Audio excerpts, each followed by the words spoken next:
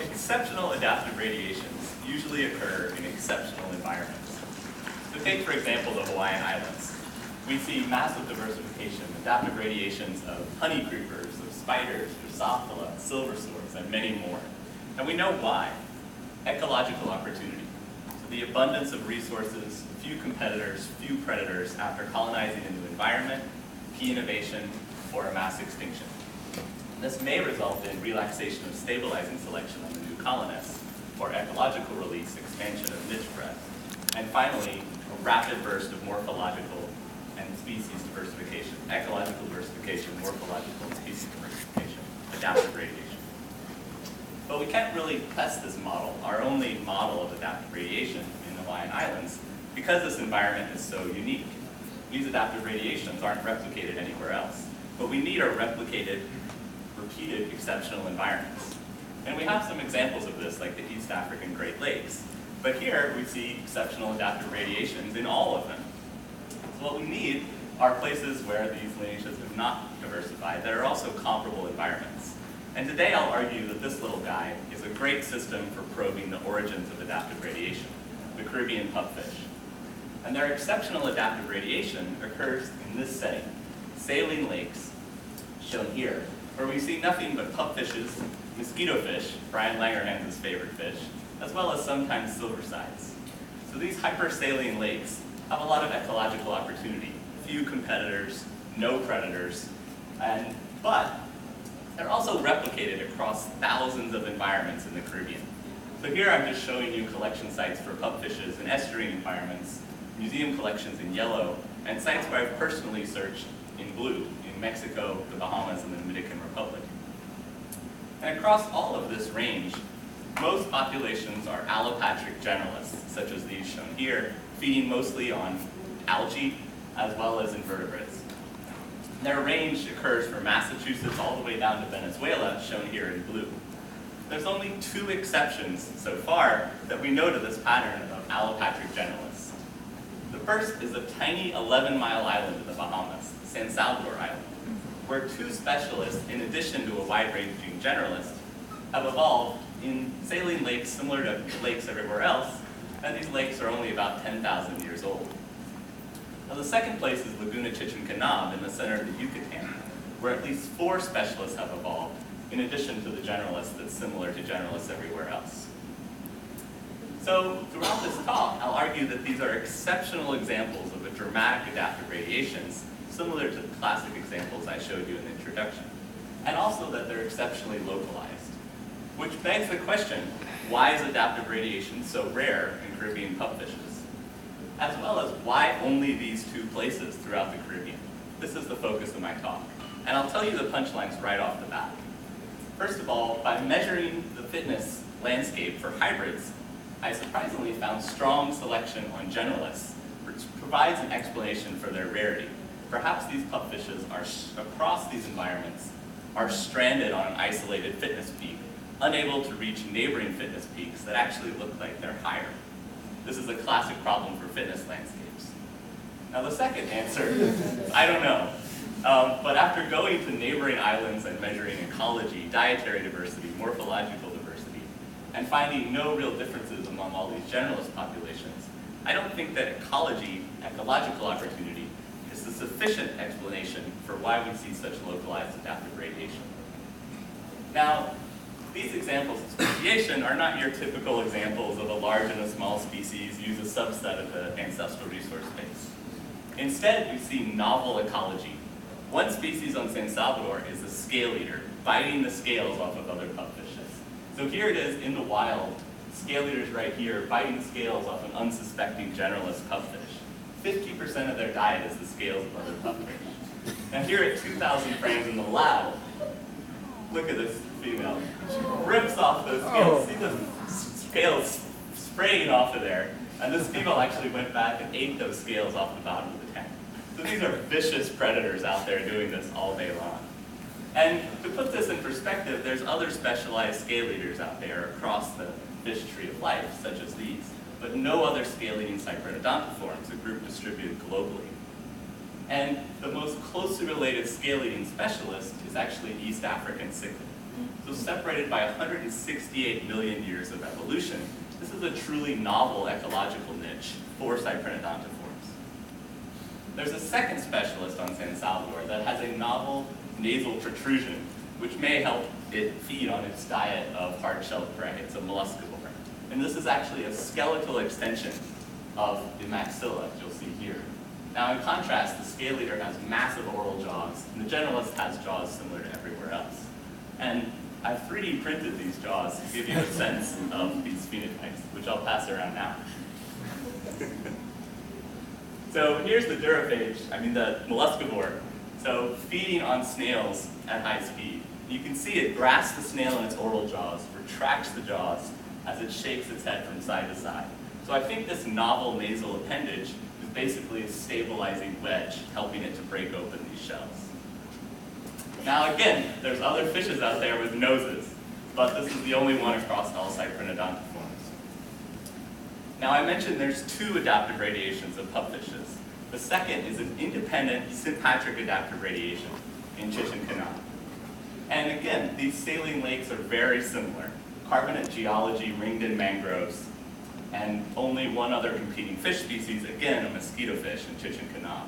But we see a different set of trophic specialists, a piscivore, the very largest pupfish, as well as a zooplanktivore.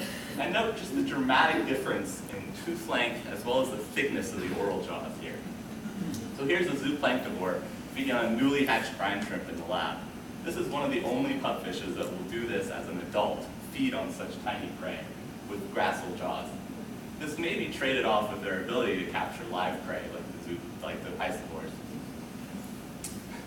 So what I've shown you so far is that adaptive radiation is exceedingly rare in Caribbean pupfishes. But where it does occur, it's associated with the evolution of novel trophic specialists. But what about the hallmark of adaptive radiation, a burst of morphological diversification? So I looked at that by constructing a time-calibrated phylogeny, measuring 16 functional traits on cleared and stained specimens across this tree.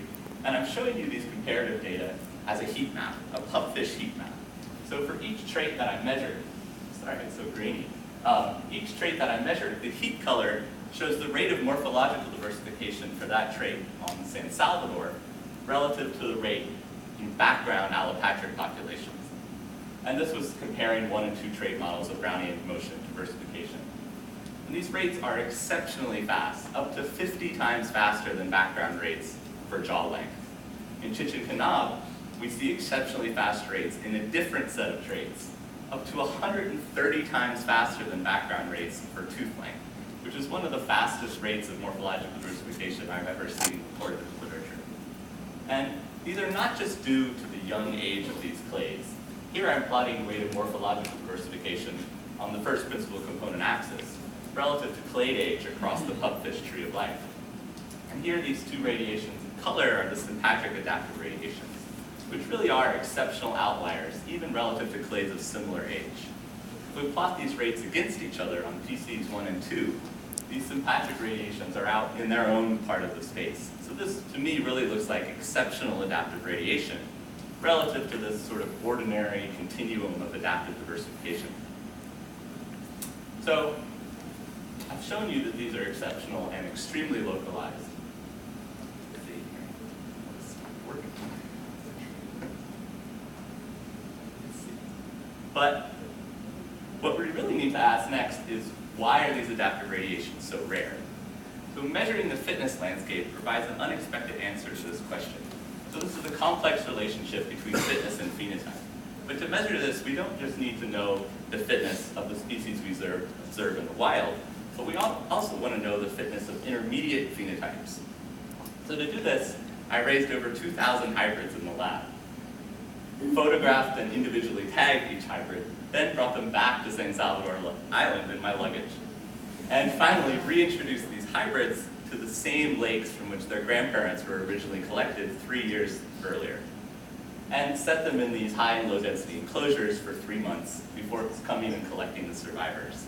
Then from all these pre-release photographs, I could measure 16 traits related to their trophic morphology mainly, as well as breeding in the lab populations of all 3 parental species from both lakes. So here I'm showing you this raw survival data for the first enclosure in Lake 1. And for reference, here's the phenotypes of the 3 parental species, represented by this 95% density ellipse. These gray dots are indicating hybrids that died over the 3-month period, and the black are those that survived. So this is the raw survival data, and to this data we can fit thin plate splines to estimate the fitness landscape. So here's that spline. This is a snapshot of the complexity of natural selection in the wild for San Salvador Island. And look at how complex this surface is. Survival ranges from over 25% around here, down into a valley, up again, and then much lower around the fringes, down below 5% survival. Incredibly complex. And what's so striking about this is that hybrids most similar to the generalist phenotype actually sit on an isolated fitness peak. So here in 2 dimensions and 3 dimensions is that thin plate spline. This is the empirical fitness landscape. This is separated by a significant fitness valley and a higher fitness peak, significantly higher, that actually corresponds to the molluscivore, the specialist found out there in the wild. So these generalists might be stranded, unable to find this higher specialist peak, which could explain the rarity of specialists across the Caribbean. If, across all of these environments, there's stabilizing selection on generalist populations. The widespread stabilizing selection, rare escape. But why only these 2 places? So I traveled to these 6 islands around San Salvador, similar salt lakes, and collected generalist populations as well as looking at the ecology of these environments. So on the left here are saline lakes on San Salvador that support multiple species of pupfishes. On the right are lakes with just generalist populations from neighboring islands. As you can see, these all look really similar, right? Seen one salt lake, you've seen them all. So they're ringed in mangroves, carbonate geology, just mosquito fish, and sometimes silver signs. Identical fish communities. So similar ecological opportunity at this level. I then thought, well, it's got to be island biogeography, it's got to be lake area. So here I'm showing you lake area relative to the number of pupfish species that are occurring in these lakes. You can see that the smallest salt lake on San Salvador actually supports 2 species of pupfishes, 1 specialist. As well as these neighboring lakes on neighboring islands are similar in size to those on San Salvador that support multiple species. So it doesn't look like lake area. I next thought potentially it's genetic diversity. So from last year I told you about my RADSEEK project genotyping over 13,000 SNPs across these populations. And based on that I was able to estimate genetic diversity for San Salvador Island generalist populations, as well as these neighboring island generalist populations. And I really was expecting San Salvador to sit up here and everybody else to be down here. But what it looks like is that there's enough migration among these islands that these levels of genetic diversity are really quite comparable. And then finally, I also looked at trophic morphology across these populations, again measuring a set of functional traits from cleared and stained specimens. And here's the diversity of generalists on San Salvador versus the diversity on neighboring islands. You can see these are similar variants and overlap, where each of these different shades indicates a different lake. Same pattern for isotopic dietary variants. So I looked at isotopes for carbon and nitrogen, which indicate relative trophic position, as well as dietary source of carbon. Here's the range of variation for San Salvador generalist populations and neighboring populations on these other islands. Really quite similar. And finally, to complement the isotopic diversity, I've looked at stomach content diversity on San Salvador, which is all over the board, relative to somewhat comparable diversity in neighboring populations. So at this point, these neighboring islands really do look like comparable environments, that ecological opportunity is there. If that's really true, there might be empty fitness peaks on these neighboring salt lakes. I'd love to do these hybrid experiments on neighboring islands, and that's one of the next steps for me. And potentially genetic constraint, so that why haven't these specialists evolved elsewhere? Potentially there's de novo mutations that have only popped up on San Salvador so far. But there's lots more work there to do as well.